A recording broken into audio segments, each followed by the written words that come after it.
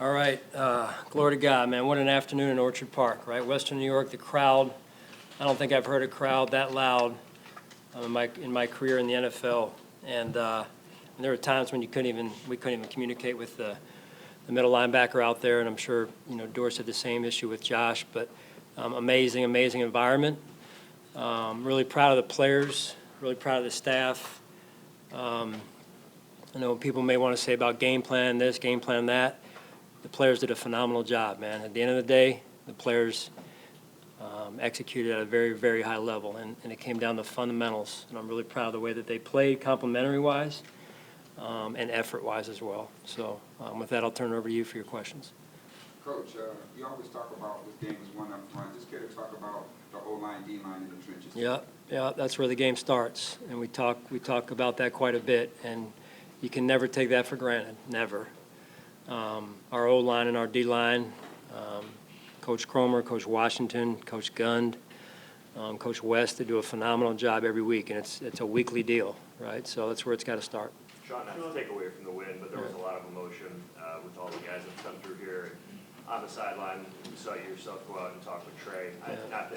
Not to ask for a specific update on the injury itself, but if it is as serious as maybe it appeared, just how tough is that for him knowing what he's been through? Yeah, they're obviously still evaluating. He's been through a lot, and sometimes you wonder, right, why things like that happen twice, to someone. I'm not saying what it is. I'm just saying, like, you just wonder why, because you watch him, how hard he's worked to get back, and I know he's a man of faith, and I know how strong he is, and he will rebound. Coach, he was your first player that you selected during your tenure. How much of a reflection is that for you as close as you've been to him over the years? Yeah. He personifies what it is to be a Buffalo Bill. His family is tremendous, and he works as hard as anybody I've ever been around, and I love him. I mean, to see him on that field the way he was hurting is hard. It's hard to watch. But I'm so proud of the team and the way they rallied around him, and I know, like I said earlier, I know that he will rebound. He's too tough. Hey, Sean, how impressed were you with Ken and his staff this week, putting guys in position to then execute some of those matchups? Yeah, phenomenal job. And like I told the team, that the defense was reeling early. We couldn't stop them early through the first two drives, and our offense was rolling.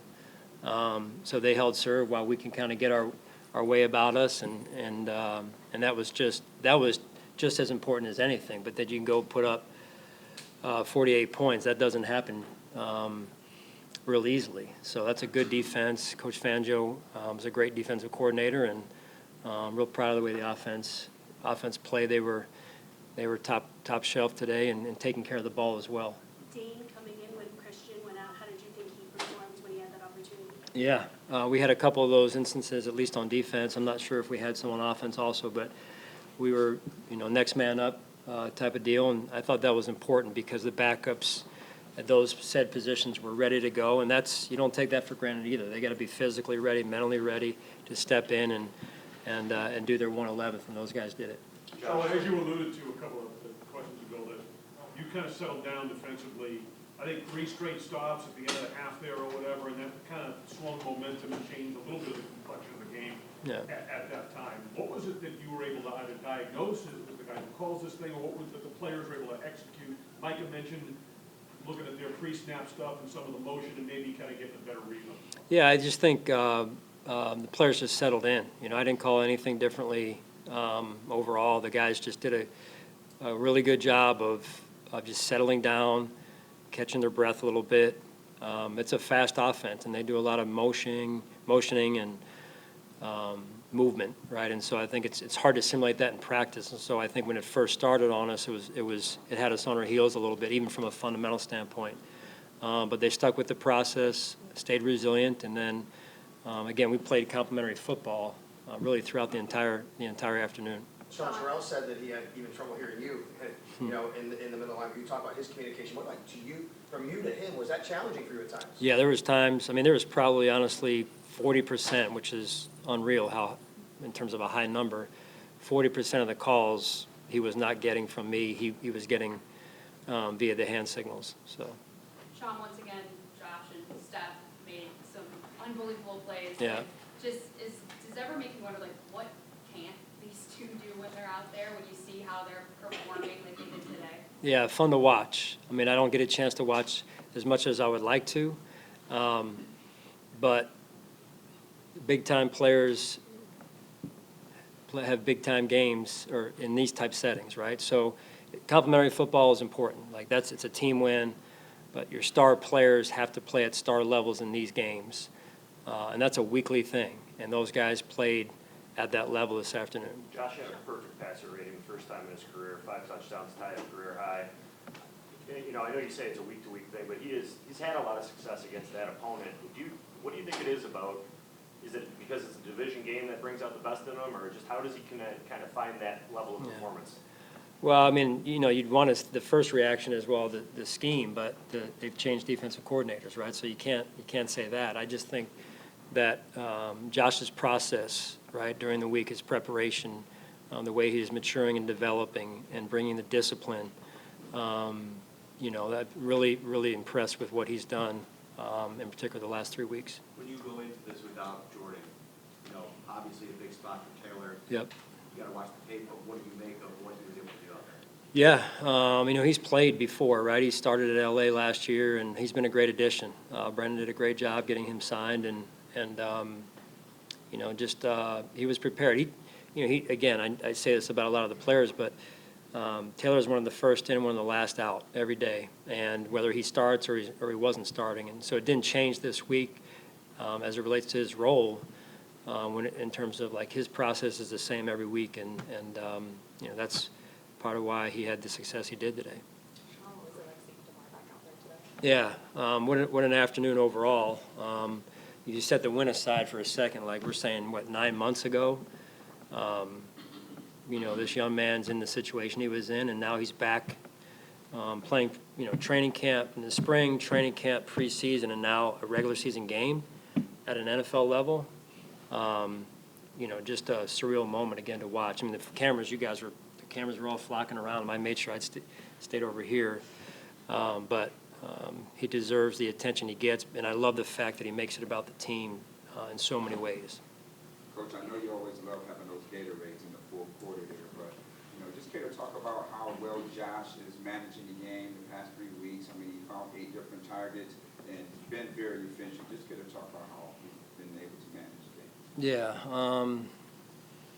Again, I just think when you're playing good team offense, you're not any quarterback is not predetermining where they're going with the ball.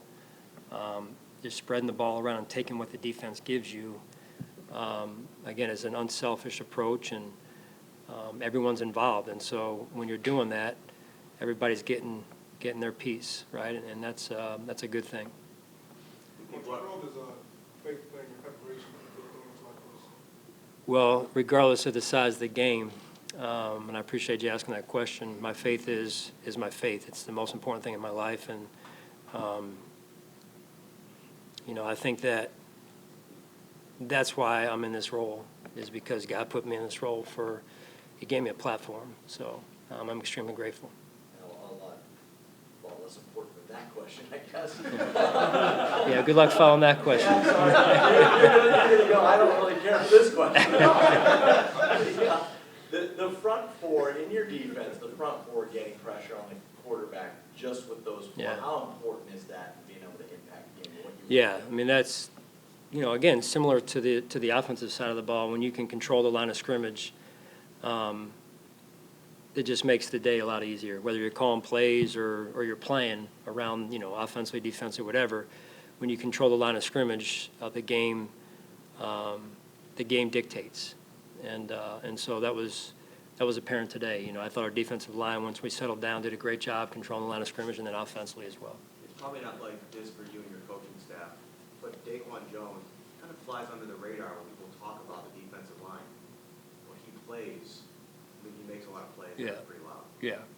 No, I mean,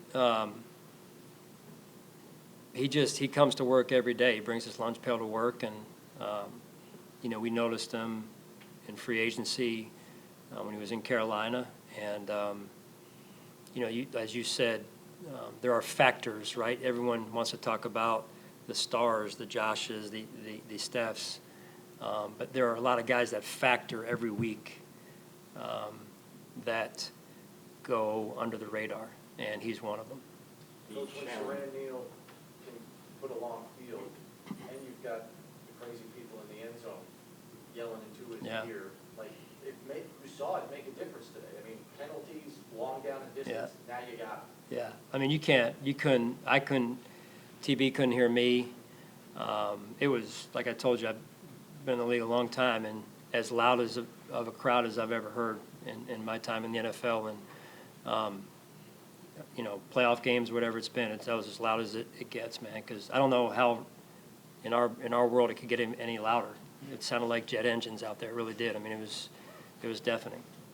Sean, you've got a different week ahead of you here with Yeah. players going through this new experience. What kind of challenges are Yeah, that? well, it'll be we got to be on the same page, and a lot of collaboration has gone into it behind the scenes. And I think the staff has done a phenomenal job. I'm not talking about myself or the coaches. I'm talking about like the support staff, operationally, business side, have done a great job behind the scenes.